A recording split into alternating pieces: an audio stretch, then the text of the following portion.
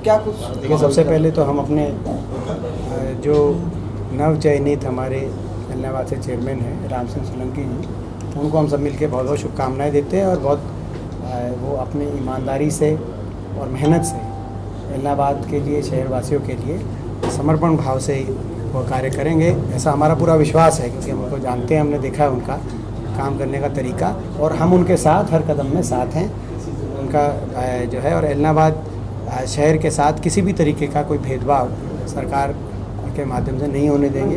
एक इस बात की हमारी खुद की जिम्मेदारी भी उनके साथ है। दूसरा, प्रदेश के अंदर जो आज मौजूदा हालात हैं, वैसे तो कई मुद्दे हैं, एक एक पे मुद्दे पे तो जो है, मगर एक तो महंगाई का जो अभी एक ज्वलंत जो चीज़ें हैं, क्योंकि अभी गैस का सिलेंडर अभी भी बढ़ा है।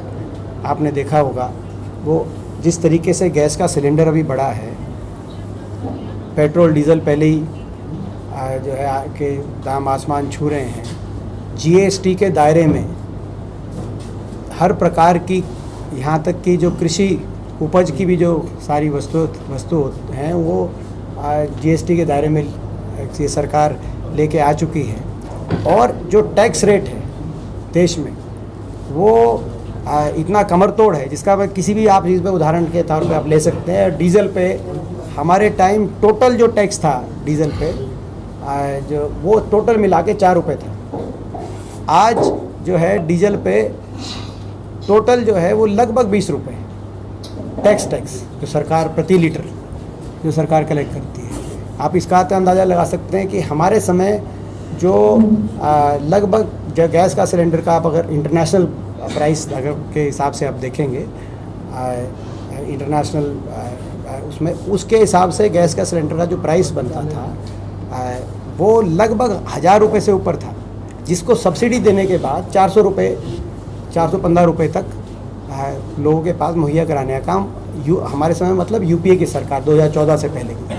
आज वो 900 रुपये पड़ रहा है और उसमें से प्रॉफिट बल्कि 850 पड़ रहा है, मगर उसमें से जो है भी सरकार कितना बड़ा प्रॉफिट लेके लोगों को पे कमर तोड़ महंगाई थोपने का काम करी। इससे ये पता चलता है कि देश की अर्थव्यवस्था आज उतनी मजबूत नहीं रही। यही कारण है कि रुपया भी डॉलर के मुकाबले में उसका स्तर गिर रहा है, जिसका असर पूरे देश में महंगाई पे। और हरियाणा प्रदेश में तो बहुत ही बड़ा संकट महंगाई के साथ बेरोजगारी का है। देश में सबसे ज़्यादा बेरोजगारी हरियाणा में, आप सब जानते हैं। और देश में इतने बड़े बेरोजगारी और महंगाई के संकट के साथ साथ आज जो हमारी युवा पीढ़ी है उसको लेकर हमें चिंता इसलिए होती है कि एक तरफ तो नशा, हमारे कई जिलों में नशे की जो समस्या है वो दस्तक दे रहा है, दूसरी ओर अपराध और संगठित अपराध इस तरीके से इस आज प्रदेश के अंदर संगठित अपराध इतना, जिसको बिना किसी बेरोक टोक बेखौफ काम कर रहा है, उसका अंदाज़ा लगा सकते हैं कि हमारे कई विधायकों को जान से मारने की धमकी मिली पिछले हफ्ते 10 दिन में। ये कुलदीप वत्स भी उनमें से एक शामिल हैं। 5 विधायकों का नाम अखबारों में आ चुका है, लेकिन अंदर की रिपोर्ट ये है, जैसा कि कुछ पुलिस के उच्च अधिकारियों से इन लोगों की बात हो रही है कि और भी विधायक हैं, क्योंकि इसमें बीजेपी के एक ही आई है, बाकी कांग्रेस के आई है, लेकिन बीजेपी के कुछ और भी विधायक हैं जिनको धमकियां मिली हैं।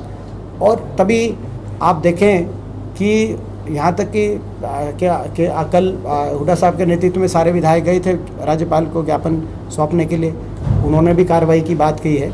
यहाँ तक कि जो स्पीकर है ज्ञानचंद गुप्ता जी, वो भी इसमें हरकत में आए, क्योंकि इतने बड़े पैमाने पे और इंटरनेशनल नंबर है, दुबई के नंबर हैं और पाकिस्तान ऑक्यूपाइड कश्मीर से ऑपरेटेड नंबर है। ऐसे नंबरों से फिरौतियाँ मांगी जा रही हैं विधायकों से। हर रोज़ हरियाणा में स्नैचिंग की, हर रोज़ हरियाणा में फिरौती मांगने की, कहीं ना कहीं गोलियां चलने की खबरें आ रही हैं आम। तो ये यहाँ तक कि आपको बड़ा आश्चर्य होगा जान के कि जो अभी सिद्धू मूसेवाला हत्याकांड था, उसके पीछे भी बहुत से जो कातिल पकड़े गए, वो कातिल जो है उनमें से कई हरियाणा के थे। तो ये कितना बड़ा आज जो प्रदेश जिसमें 10 साल जो हमारी सरकार रही कानून व्यवस्था के मामले में देश में उसकी सराहना थी, सारे संगठित अपराधी हरियाणा छोड़ के भाग गए थे, और शांति और खुशहाली से प्रदेश आगे बढ़ रहा था, आज उसकी क्या स्थिति होती जा रही है। तो इसको लेकर चिंता है। अपराध एक बड़ा मुद्दा है और इस मुद्दे को लेकर कल मिले हैं राज्यपाल से सभी कांग्रेस के विधायक, और इस मुद्दे को लेकर हम सरकार पर दबाव बनाते रहेंगे। बीजेपी सरकार ने 75% प्राइवेट नौकरियों में आरक्षण और दूसरा एक अग्निवीर जो योजना लेके आई है, उसको आप कैसे देखते हैं? ये सरासर प्रदेश के युवाओं के साथ धोखा है। और अग्निवीर योजना का विरोध हम केवल इसलिए नहीं कर रहे कि हरियाणा के युवाओं को इससे नुकसान है, वो एक पहलू हो सकता है। हम अग्निवीर योजना का विरोध इसलिए कर रहे हैं कि इससे देश की सुरक्षा को नुकसान है, इससे फौज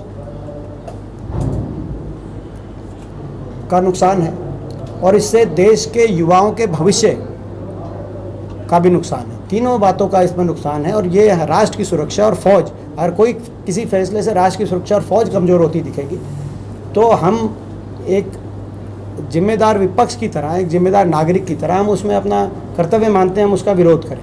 हमने 3-4 दिन पहले हम अम्बाला में एक रोष रैली निकाली, मशाल यात्रा निकाली। बहुत 10,000 से ज़्यादा नौजवान उसमें शामिल थे। उसका आप अंदाज़ा लगा सकते हो कि नौजवानों का क्या रुख है इन बातों को लेकर। दीपेंद्र जी, आपने कहा था कि बड़ा मजबूत कर लेंगे, क्या मान के चले भरत सिंह जी को आगे विधानसभा में उतारा? जो मैंने कहा था वो आप चलाओ उसको अच्छे से। वो आप अगर आपने रिकॉर्ड किया होगा तो आप उस लाइन को अच्छे से लो और उसका आप विश्लेषण करना तो आपका काम है। विश्लेषण हम थोड़ी करेंगे, तो हम भी आपका काम करने लग जाए। उस लाइन को लेना और उस लाइन को बढ़िया चलाना।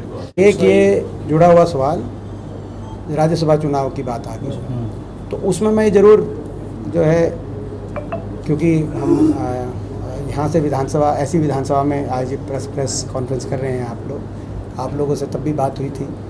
आपको याद होगा जो है बाई इलेक्शन में भी मैंने ये बात कही थी खुल के कि ये इस बात की इनको तकलीफ़ है कि इनकी जेजेपी की सीटें ज़्यादा, इनकी कम है। इनकी आपस में रेस थी कौन ज़्यादा जल्दी जाके बीजेपी को समर्थन दे। ये आपस में इस बात की इनकी कहीं ना कहीं ऐसा दिखाई देता है कि कहीं ना कहीं आपस में ये एक बड़ी बात है। और ये पता चल गया यहाँ ये जीते उपचुनाव में भाजपा के खिलाफ लोगों का मत लिया इन्होंने, किसान आंदोलन के नाम पे लोगों का मत लिया। यहाँ तक कि बड़े बड़े किसान आंदोलन से जुड़े हुए नेता जो भाजपा के खिलाफ जिन्होंने लड़ाई लड़ी उनको बुलाने का काम भी हुआ। उसके बाद क्या हुआ, चुनाव हुआ राज्यसभा का।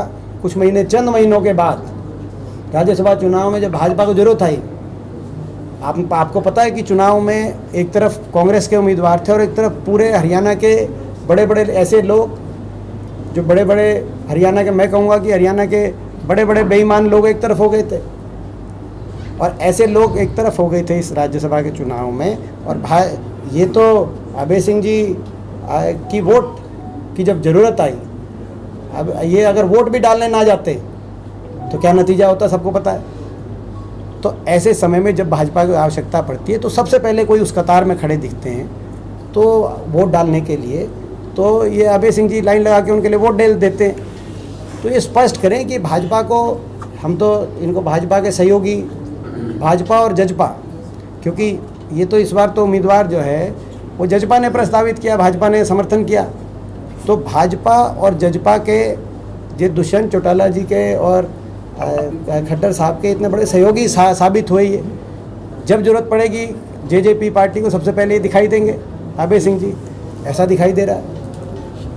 मगर ये स्पष्ट करें, क्योंकि इनकी स्टेटमेंट आई थी, कि मैं आखिरी बात कहूँगा कि हम भी आगे भी, कि इनकी स्टेटमेंट आई थी कि जेजेपी के हाथ कैंडिडेट विनोद शर्मा जी के जेब के अंदर पहुँच गए और कितनी करोड़ में उनका कैंडिडेट डिक्लेयर हुआ और कितनी करोड़ हर वोट के पैसे ले रहे हैं, इसकी पूरी जानकारी देने वाले थे। 5 जून को देने वाले थे, तिथि की भी घोषित की गई थी। अब हम यहाँ बैठे हैं इलाहाबाद में, अभय सिंह जी बताएं कि या तो वो बीजेपी के परम भक्त हैं, अंधभक्त से भी आगे चीज़ होती है, अंधभक्त तो बीजेपी वाले, अंधभक्त से भी आगे चीज़ होती है परम भक्त। परम भक्त जो भाजपा का होगा, वो जो भाजपा को वोट की जरूरत होगी तो सबसे पहले भाग के वोट देगा और बाहर आके कहेगा मैं साथ नहीं। तो या तो भाजपा के इतने परम भक्त हो गए, या वो जजपा के और दुष्यंत चौटाला जी के इतने परम भक्त हो गए, या जो उन्होंने आरोप लगाया था कि ये पैसे में सौदा हुआ है वोट का जेजेपी का, या पैसे में वोट बिकी, इनमें से क्या सत्य है?